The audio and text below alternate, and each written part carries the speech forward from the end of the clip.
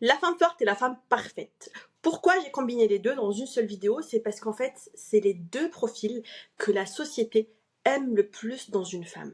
On les applaudit, on les célèbre et surtout on les met en exemple. On se dit mais regarde elle, elle est très forte. Regarde elle, elle est parfaite comme une femme. Et en fait, ce sont deux des prisons les plus élégantes qui existent pour les femmes. Moi, personnellement, à chaque fois que je vois une femme forte ou une femme en fait parfaite, j'ai envie de lui dire mais pourquoi tu t'infliges ça? Et réellement, parce que on n'est pas là pour être forte et porter tout en fait sur notre dos. Et en fait, la société a normalisé le fait qu'une femme porte tout toute seule. Le foyer, ses enfants, son mari, ses émotions. Elle est la psy de son mari, elle est la maman de ses enfants, la maman de son mari, limite, c'est limite un troisième gosse ou un deuxième gosse qui se rajoute. Et d'appeler ça en fait la vie de famille. Et en plus de ça, on lui demande en fait d'être parfaite, d'être forte et d'aller en fait charbonner, d'avoir une carrière, de lancer un business, de gérer la maison. Non, en fait, on est juste humaine. Et en fait, on a tellement normalisé cette femme forte, cette femme en fait parfaite qui arrive en fait à performer et à être parfaite sur tous les domaines de sa vie de famille, sa vie d'épouse, sa vie en fait de maman, sa vie en fait sociale, sa vie professionnelle. On ne peut pas performer partout. Et on va commencer par la femme forte, du coup. Dans ma culture et dans beaucoup, en fait, d'autres, une femme forte, en fait, ça ne désignait pas, en fait, quelqu'un qui s'affirme, quelqu'un, en fait, qui est fort, qui s'assume, qui prend de la place, qui dit, en fait, ce qu'elle pense. Pour moi, ça, c'est une femme forte. Ça désignait, en fait, quelqu'un qui encaisse, qui supporte, qui gère, en fait, sans jamais se plaindre, qui porte tout le monde sans jamais demander qu'on la porte, sans jamais demander de l'aide. Et on appelle ça de la force. On appelle ça de la force, alors que pour moi, c'est de la survie. C'est de la survie habillée en fait en vertu. On appelle ça une vertu. Elle est forte, elle est compétente, elle est parfaite. Non, elle est en mode survie, cette femme, c'est tout.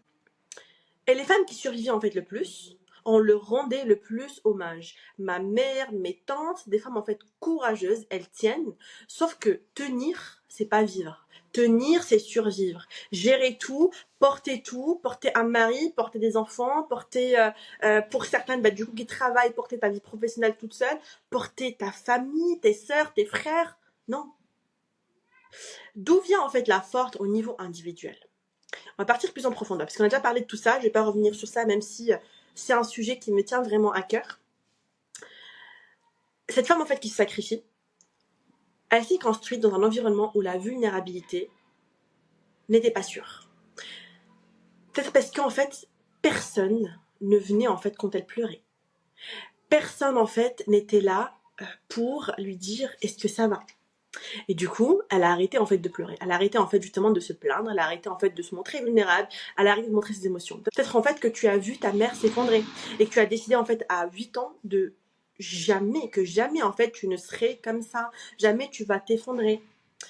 Peut-être qu'un jour, tu as montré ta vraie douleur à quelqu'un et cette personne l'a utilisé contre toi ou l'a ignoré. Et en fait, je pense que c'est ce qui revient le plus parce que des fois, quand je parlais de ça sur mon Instagram et tout, il y a beaucoup de personnes qui me disent « Non, mais moi, je préfère être forte et ne rien devoir à personne. » Ça veut dire que parce que tu as montré cette vulnérabilité à quelqu'un, il t'a aidé et par la suite, il t'a demandé en fait des choses. T'as demandé en fait des comptes. T'as demandé quelque chose en fait en retour. Et en fait, ton cerveau a enregistré plus jamais. Plus jamais on le verra comme ça. Plus jamais je demanderai de l'aide. Plus jamais je me montre vulnérable. Plus jamais je revis cette déception-là. Et l'armure a été montée, a été fabriquée, brique par brique, jusqu'à ce qu'elle devienne ton identité. Tu deviens en fait cette femme forte, qui ne se montre pas vulnérable, cette femme en fait qui a besoin de personne, cette femme en fait qui porte tout toute seule. Alors l'autre possibilité aussi des femmes fortes, c'est souvent des grandes sœurs ou des enfants en fait parentifiés. Je m'explique. C'était mon cas pendant des années aussi et la plupart des femmes que j'accompagne en fait sous ce profil-là, des femmes fortes, c'est souvent en fait des femmes qui ont été parentifiées très jeunes ou des femmes en fait qui ont été en fait des grandes sœurs, enfin, des grandes sœurs parentifiées du coup. Mais c'est pas en fait dédié uniquement en fait aux grandes sœurs. Donc en fait quand tu as été une grande sœur et dans des cultures par exemple comme chez nous ou même dans des familles tradies d'autres cultures en fait similaires, on t'apprend que tu es l'exemple de tes frères et sœurs, tu es l'exemple de ta fratrie, que tu es le support de ta famille, le soutien de ta maman, le soutien de ton papa. En fait, moi j'ai vécu ça. Moi, j'étais la grande sœur où on me répétait en fait sans cesse, t'es la grande sœur, tu dois être forte, tu dois montrer l'exemple, tu dois pas être vulnérable, tu dois être confiante, tu dois en fait te montrer forte devant tes sœurs. Tu dois être bien à l'école, tu dois être parfaite partout, avoir les meilleures notes. Tu dois être une sans faute. Et en fait, c'est un poids sur mes épaules où je me disais, mais quand ça va pas, je n'osais pas venir vers mon papa et lui dire, mais ça va pas. Parce que je me disais, mais c'est quoi l'exemple que je donnais à mes sœurs? Aussi, le deuxième côté, c'est le fait que tu es le soutien de tes parents. Tes parents, ils te disent, mais on a besoin de toi. Faut que tu nous aides à gérer tes sœurs et frères. Et peut-être en fait inconsciemment, en mode, tu peux en fait occuper ta sœur. Tu peux par exemple l'aider à faire les devoirs. Tu peux par exemple l'aider à faire la douche. Des trucs comme ça un peu subtils. Et moi, j'ai vécu ça avec ma petite sœur, où je me suis retrouvée carrément avec sa deuxième maman. Encore aujourd'hui, elle est attachée à moi. J'adore notre relation. C'est pas ça le problème. Mais ça m'a mis un poids sur les épaules en mode, c'est mon enfant. C'est mon enfant. Et en fait, j'ai pas le droit à l'erreur. Je suis devenue en fait une adulte très tôt. Qui a fait que si déjà tu avais autant de responsabilités, tu devais déjà te montrer forte à cet âge-là, tu peux pas te montrer forte en fait à 40 ans, à 25 ans, à 35 ans. Pour moi, c'est bon. Je suis devenue adulte à l'âge de mes 13 ans en fait. Et vu que mes parents, ils comptaient beaucoup sur moi sur ce côté-là, jusqu'à encore aujourd'hui, je suis toujours en fait la fille qui aide tout le monde. Ça me dérange pas vraiment, mais le problème c'est qu'il y a certaines personnes qui n'arrivent pas à montrer leur faiblesse, n'arrivent pas à dire non mais je vais pas faire ça pour toi par exemple. Et moi pendant des années c'était mon problème. J'arrive pas à dire à mes parents mais non j'ai pas le temps pour faire ça ou non parce que pour moi c'était une déception pour mes parents. Donc il y a le côté où tu n'as pas le droit parce qu'on n'accepte pas tes émotions et le côté en fait où je vais décevoir mes parents. Et il y a le côté aussi le plus subtil, c'est quand tes parents, en fait, ils te donnent cette responsabilité-là d'être le troisième parent, tu dois gérer tes frères et sœurs avec eux, gérer en fait même le foyer des fois avec ta maman, ainsi de suite.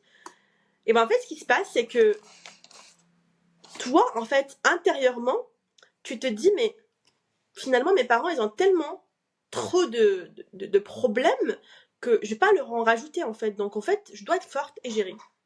Et ça t'apprend en fait à être une femme forte, parfaite et invisible. On parlera plus en détail en fait dans la partie de la femme invisible. Mais pour revenir en fait à la femme forte, voilà ce que tu payes comme prix.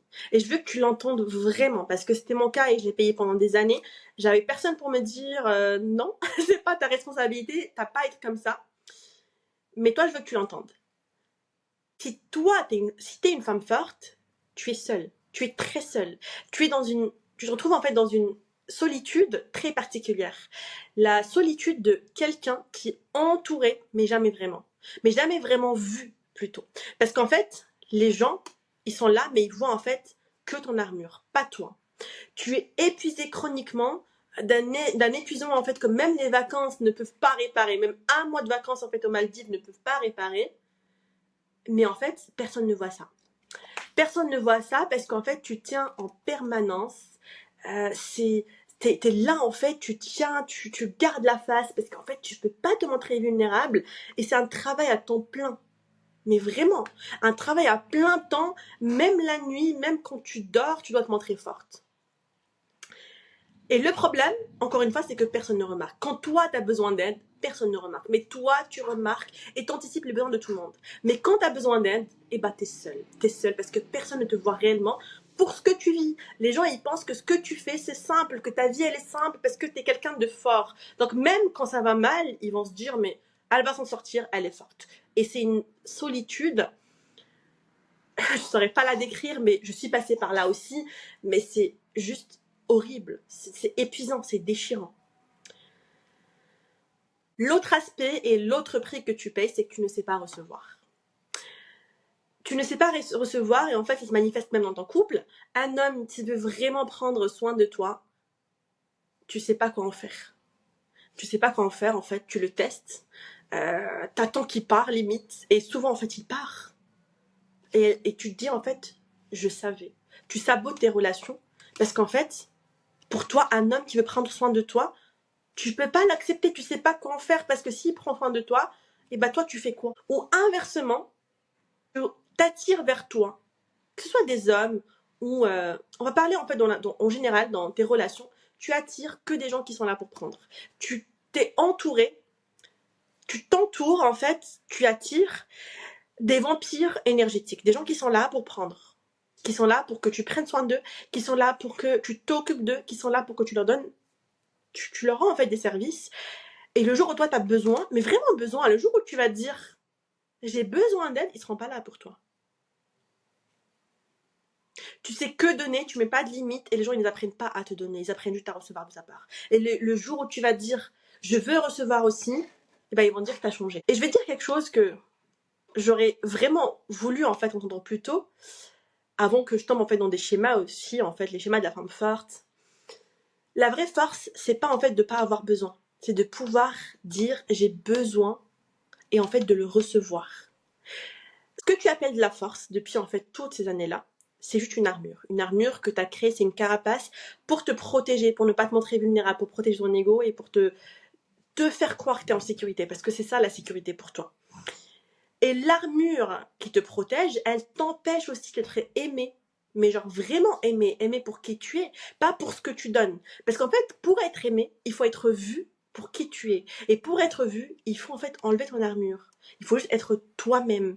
Cette armure-là, elle te rend pas ta force. Elle te rend inaccessible. Et surtout, elle déséquilibre tes relations. J'entends beaucoup des femmes qui me disent mais Ikram, mais moi j'ai un mari qui aide pas. Mais moi j'en ai marre de tout porter toute seule.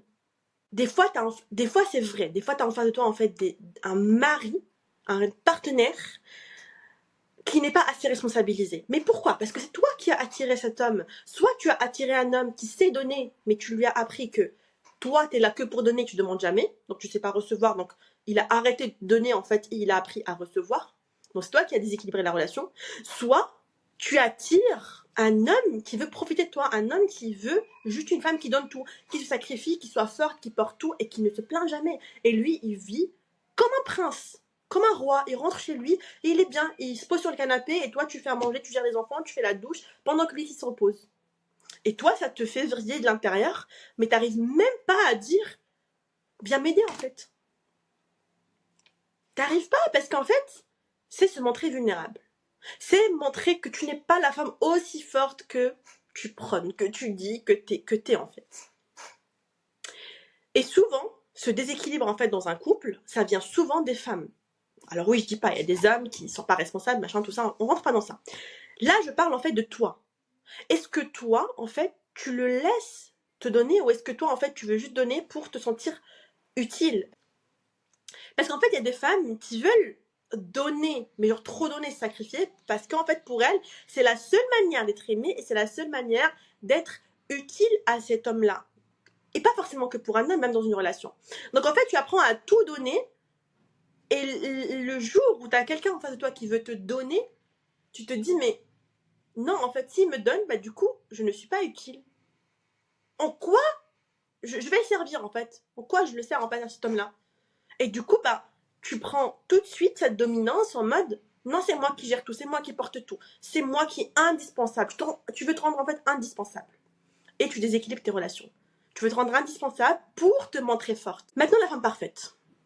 La femme parfaite, c'est la femme qui a tout réussi sur tous les plans. Elle gère tout, elle est belle, elle a un foyer, des enfants, un mari, une belle maison, elle est performante, un business peut-être aussi. Elle anticipe tout, elle prévoit tout, elle a toujours un plan, elle est toujours là pour ses amis, pour sa famille, pour tout le monde. Toujours un plan B, un plan C, voire limite. Et intérieurement, elle se rejoue en fait ses erreurs à 3h du matin. Elle est là, elle cogite. Non, mais j'ai fait ça, mais j'aurais pas dû, j'aurais pu me donner plus sur ça, mais j'ai fait une erreur sur ça. Elle ne peut pas accepter un compliment sans se demander en fait si elle le mérite vraiment.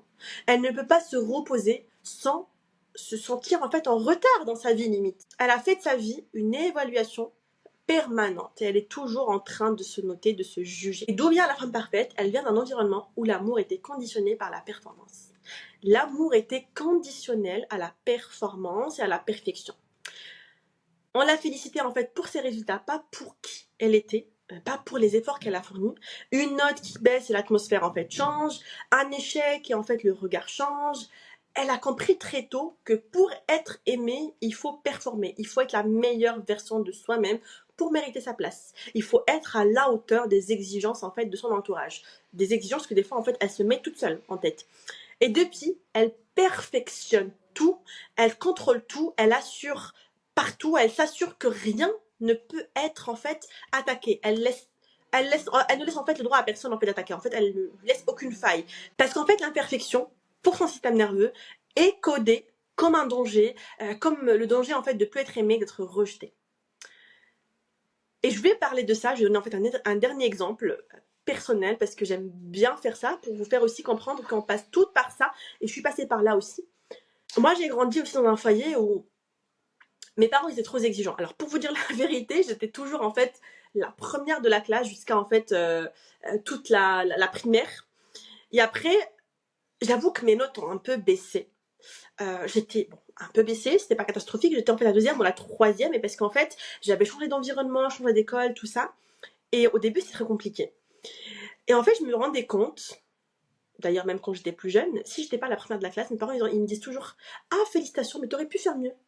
Ah, t'as 16 de moyenne, mais t'aurais pu faire mieux si t'avais travaillé un tout petit peu plus. T'aurais pu réussir un tout petit peu moins si t'avais pris plus de temps sur ce sujet-là ou sur cette matière-là, par exemple. Mais jamais on me disait « Bravo, t'as fourni beaucoup d'efforts, bah c'est parfait. » Et en fait, ce que ça a créé en moi, c'est la peur de déception, parce que j'avais l'impression que si un jour je déçois mes parents, ils vont plus m'aimer.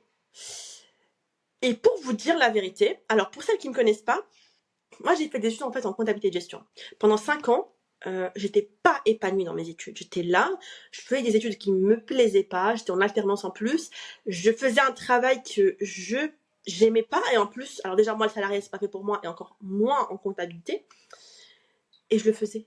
Je le faisais parce que d'une, je ne savais pas quoi faire d'autre, mais je pouvais pas me permettre d'arrêter mes études et de me dire, j'arrête mes études, par exemple, je lance ma boîte, ou j'arrête mes études et j'attends de trouver ce que je veux. Non, non, j'ai continué. Pourquoi? Parce que pour moi, arrêter mes études, c'était échouer, et échouer, c'était décevoir mes parents.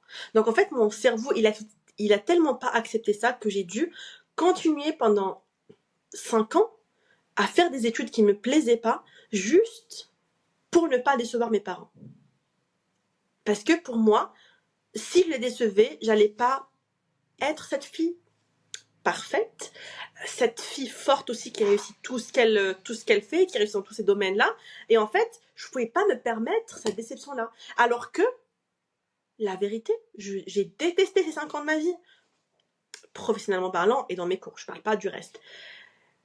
Et du coup, ça m'a imposé 5 années de ma vie où je n'étais pas épanouie, où je pouvais pas en fait juste me dire vas-y change, je fais autre chose.